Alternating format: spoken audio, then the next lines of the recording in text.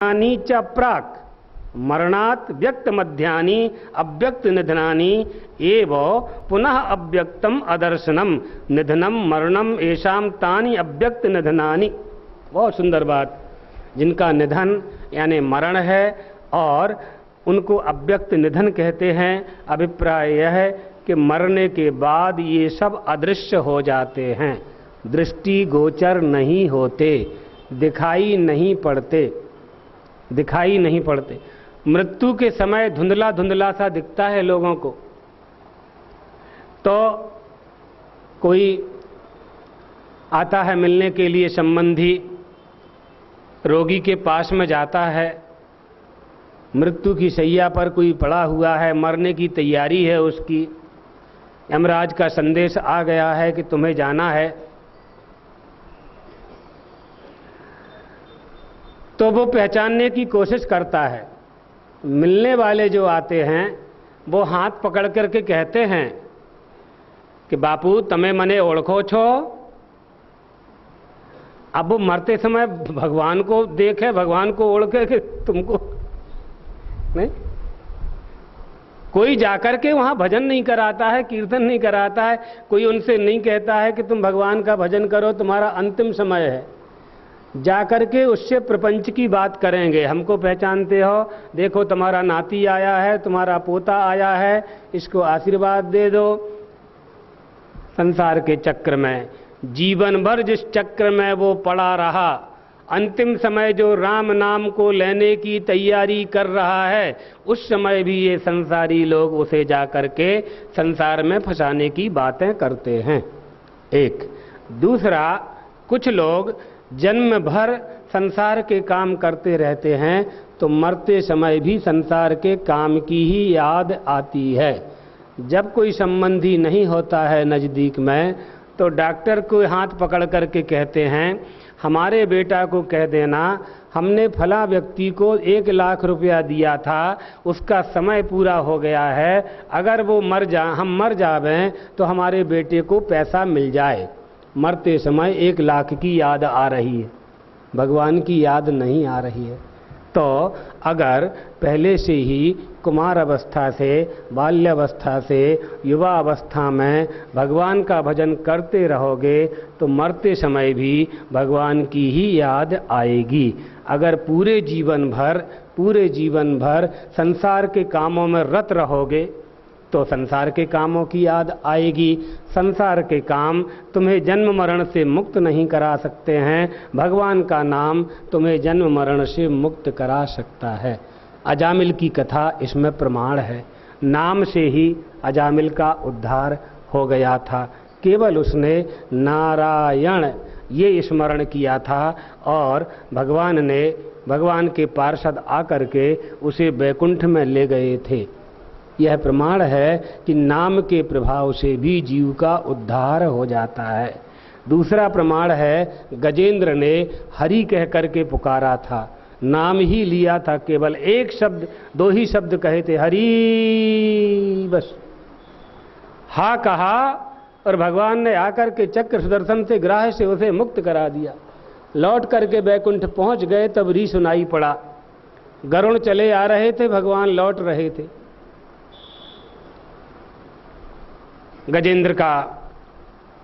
गजेंद्र को प्राणदान दिए, ग्राह का उद्धार किया, गरुण का अभिमान नष्ट किया। लक्ष्मी जी के मन में भी जो बात थी वो भी इच्छा पूरी की उन्होंने। कहाँ गए थे आप? इतना बोल पाई और भगवान लौट गए। इतनी ही देर में तो काम हो गया सब।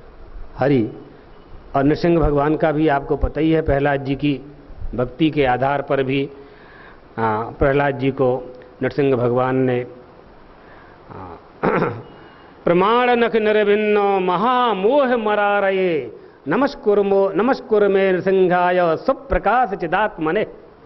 अपने प्रमाण रूपी नखों से उन्होंने हिरण्यकशिपु के वक्षस्थल को विदीर्ण कर दिया था। प्रमाण क्या है? वेद ही प्रमाण है। 4 वेद रूपी नख से ऋग्वेद, यजुर्वेद, सामवेद, अथर्ववेद यही प्रमाण है। प्रमाण नख निर्भिन्न महामोह में पड़े हुए जो हिरण्यकशिपु थे उनको वेद रूपी नखों से उद्धार कर दिया उसका, और प्रहलाद की भक्ति का फल भी उनको दे दिया। इस तरह से परमात्मा इस जीव पर कृपा करते रहते हैं।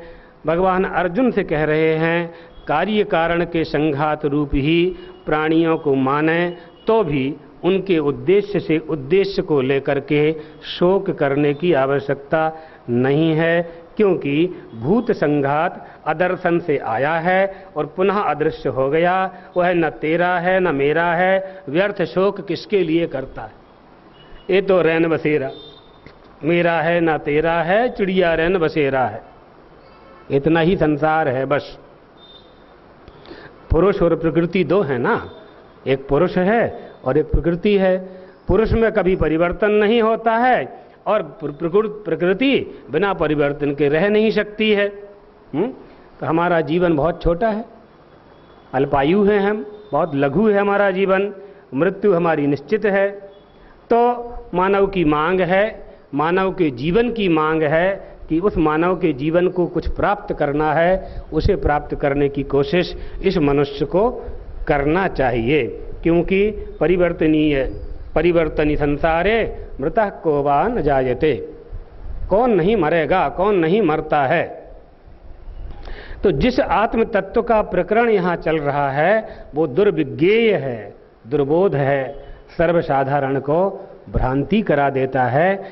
करा देने वाले विषय में मैं एक ऐसा, तुम एक ऐसे नहीं हो, तुम्हारे पहले भी बहुत लोगों के हृदय में ऐसे संदेह पैदा हुए हैं, उनके मन में भी ग्लानि हुई है, उनके मनों में भी शोक और मोह आए हैं।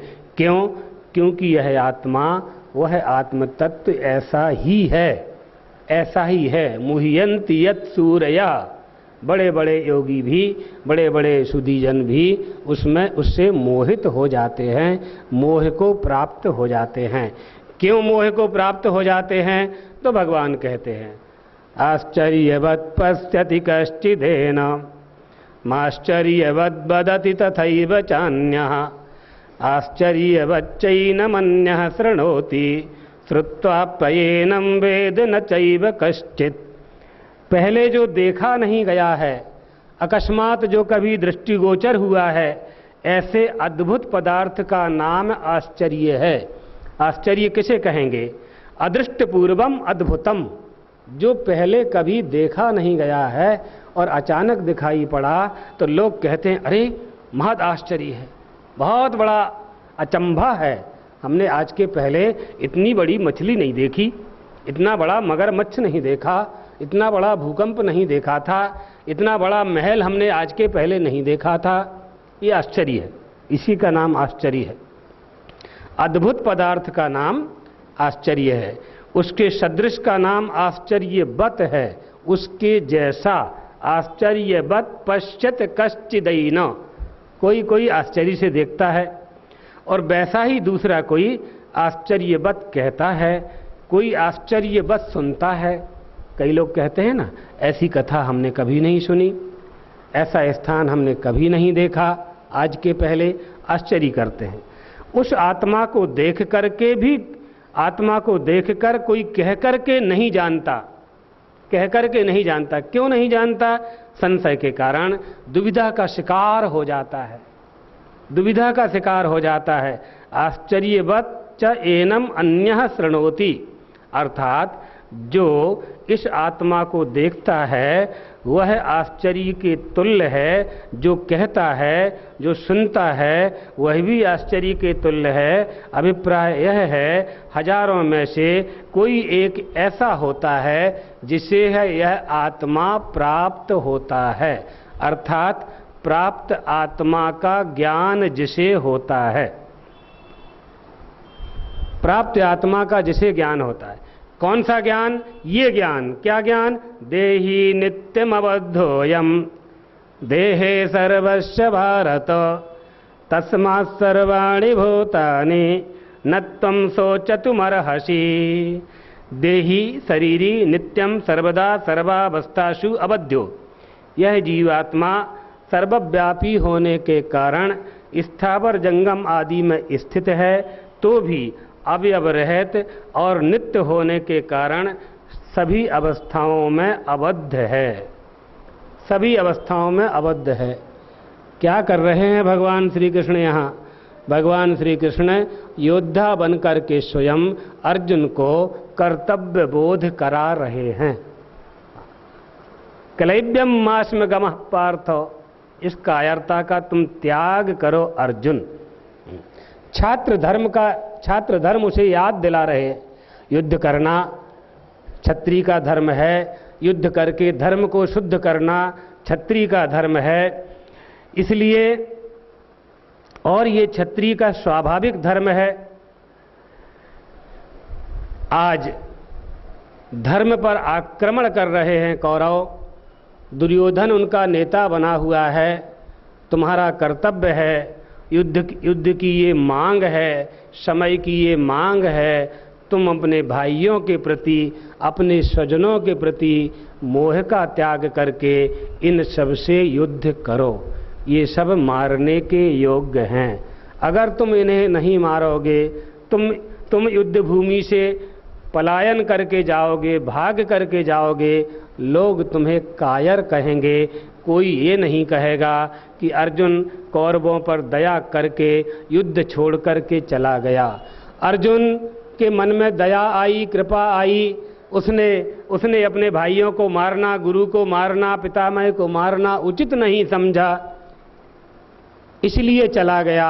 सब लोग यही कहेंगे, अर्जुन कौरवों की सेना को देख करके भयभीत हो गया, तुम्हारी अपकीर्ति हो जाएगी, तुम्हें कलंक लग जाएगा, इसलिए अर्जुन तुम युद्ध करो। स्वधर्मम अपि चावेक्ष ना विकंपितुमर्हसि, क्षत्रिय के लिए युद्ध रूपी युद्ध ही स्वधर्म है। उसे देखकर तुझे कंपित होना उचित नहीं है। कंपायमान जो हो रहा है, कह रहे था ना अर्जुन, बेभूतश्च शरीरे में, मेरा शरीर कांप रहा है। कांपने का कोई काम नहीं है, यहाँ कोई काम नहीं है। धर्म से विचलित होना और हट जाना तेरे लिए अर्जुन उचित नहीं है। यदृच्छया चोपपन्नम स्वर्ग द्वार मपावृतम, अर्जुन ये तो तेरे लिए स्वर्ग का द्वार खुल गया है, स्वर्ग का द्वार खुल गया है।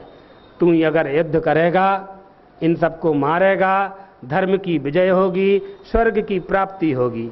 बिना मांगे मिले हुए ऐसे खुले हुए स्वर्गद्वार रूपी युद्ध को जो क्षत्रिय पाते हैं, वे सुखी, क्या वे सुखी नहीं हैं? अर्थात वे सुखी हैं।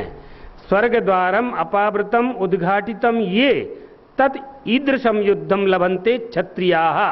हे पार्थ, किम न सुखिना, क्या वे सुखी नहीं है? इस कर्तव्य रूप से प्राप्त होने पर भी, प्राप्तम कर्तव्यम, कर्तव्यता प्राप्तम अपि, यह कर्तव्य है तुम्हारा और तुम करने में सक्षम हो, उसके बाद भी अगर तुम नहीं करोगे तो अथ चेत्तमिमं धर्म्यम संग्रामम न करिष्यसि ततः स्वधर्म कीर्तिंच हित्वा पापमवाप्स्यसि। पापम, पाप को प्राप्त होगो, पाप को प्राप्त हो जाओगे। तुम ये जो कह रहे थे कि पाप लगेगा, क्यों पाप लगेगा? मैं इनको मारूंगा। मारने से पाप नहीं लगेगा अर्जुन, मारने से पाप नहीं लगेगा। अगर तुम युद्ध का त्याग करके जाओगे, तुम रणछोड़ बनोगे, तो तुम्हें पाप लगेगा, तो तुम्हें दोष लगेगा। इसलिए न्यायोचित युद्ध में मिथ्या विचार, भावुकता, दुर्बलता, कायरता ये शोभा नहीं देती। सुखिनः क्षत्रियः पार्थ लभन्ते युद्ध मीदृशम, लभन्ते युद्ध मीदृशम,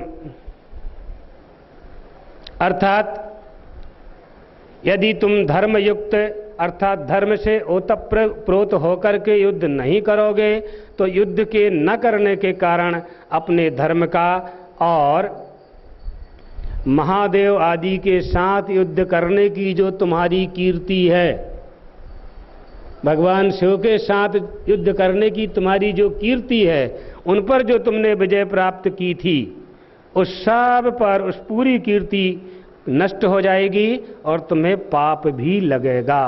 महादेवादि समागम निमित्ता मित्वा केवलम पापम पापम अवाप्स्यसि, पाप को ही तुम प्राप्त होगे। इसलिए स्वधर्म का और कीर्ति का त्याग हो जाएगा। जब कीर्ति का त्याग हो जाएगा तो क्या होगा? कीर्ति यानी यश, कीर्ति એટલે यश, यशनो त्याग થઈ जैसे तो શું થશે?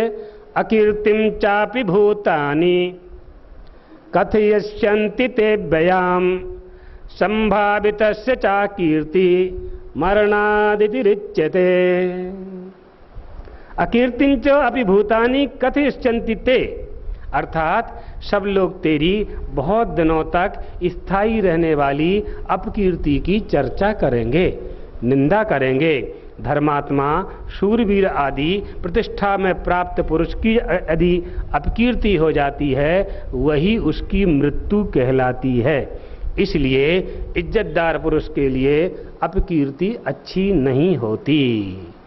अर्जुन, दुर्योधन आदि के मत में तू पहले बहुमत अर्थात बहुत गुणों से युक्त माना जाकर लघुता को प्राप्त हो जाएगा।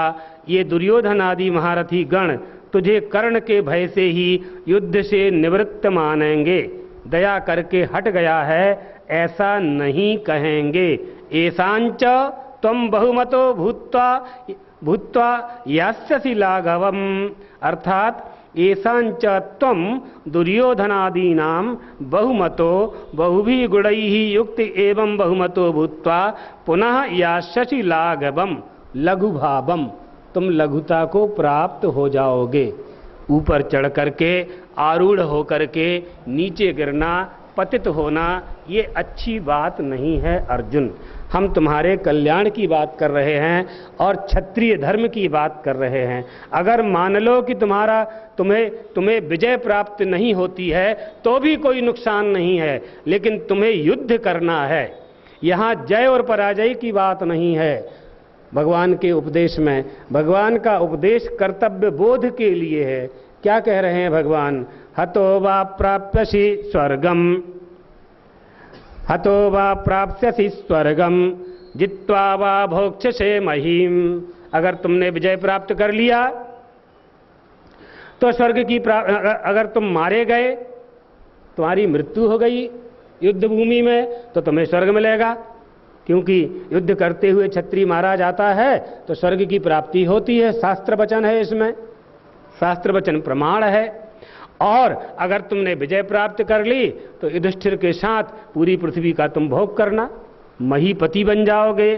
तस्मात् उत्तिष्ठ कौन्तेय, इसलिए कुंती के पुत्र कौन्तेय उठ करके खड़े हो जाओ, शोक मोह मत करो। यहाँ युद्धाय कृत निश्चयः, निश्चय करके उठना, निश्चय करके युद्ध करना। क्योंकि एक बार तुम निश्चय करके पीछे हटने की बात करने लगे हो, इसलिए हमारा जो आदेश हो रहा है उसमें दृढ़ निश्चय पैदा करके अपने मन को पूरा मजबूत बना करके उठ करके खड़े हो जाओ।